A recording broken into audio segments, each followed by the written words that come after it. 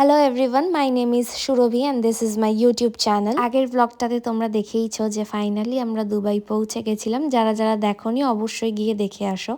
Dubai এয়ারপোর্টে নেমেই আমরা চলে গেছিলাম আমাদের হোটেলে। এটা ছিল আমার রুম, যেটা ভীষণ কমফোর্টেবল এবং কোজি ছিল। হোটেল বুকিংয়ের সাথে আমাদের কমপ্লিমেন্টারি ব্রেকফাস্টও ছিল, তাই জন্য ফ্রেশ হয়ে চলে গেছিলাম ব্রেকফাস্ট করতে। ব্রেকফাস্টে অনেক অপশনস ছিল, ইংলিশ, ইন্ডিয়ান, সব রকম অপশনসই ছিল। ব্রেকফাস্ট করার পর আমরা চলে গেছিলাম রুমে, একটু ঘুমিয়ে নিয়ে রেডি হয়ে বেরিয়ে পড়েছিলাম সন্ধেবেলায় আমাদের নেক্সট প্ল্যানে, যেটা আশা করি তোমরা গেস করতে পারছো। পুরো ভিডিওটা কিন্তু লাস্ট অবধি দেখবে আর অবশ্যই সাবস্ক্রাইব করবে।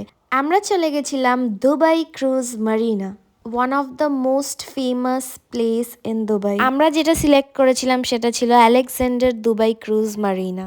এই ক্রুজটা রাত 7টা থেকে 10টা পর্যন্ত ছিল। পুরো 3 ঘন্টা আমরা দুবাই মারিনার অসাধারণ সুন্দর দৃশ্য দেখতে দেখতে ক্রুজে ঘুরেছি। ক্রুজে উঠেই আমাদের স্ন্যাক্স দেওয়া হয়েছিল আর পরে ছিল ডিনার। ধীরে ধীরে যখন ক্রুজটা সামনে এগোচ্ছিল, চারিপাশের বড় বড় বিল্ডিংস আর সুন্দর আলোয় সাজানো দুবাই সবকিছু দেখতে সত্যি অসাধারণ লাগছিল। চারপাশের সেই ভিউ আর সমুদ্রের ওপর দিয়ে আসা ঠান্ডা ফ্রেশ হাওয়া, খোলা আকাশের তলায় বসে নিজের মা বাবার সাথে এই মুহূর্তটা অনুভব করাই ছিল আমার জীবনের সবচেয়ে সেরা মুহূর্ত।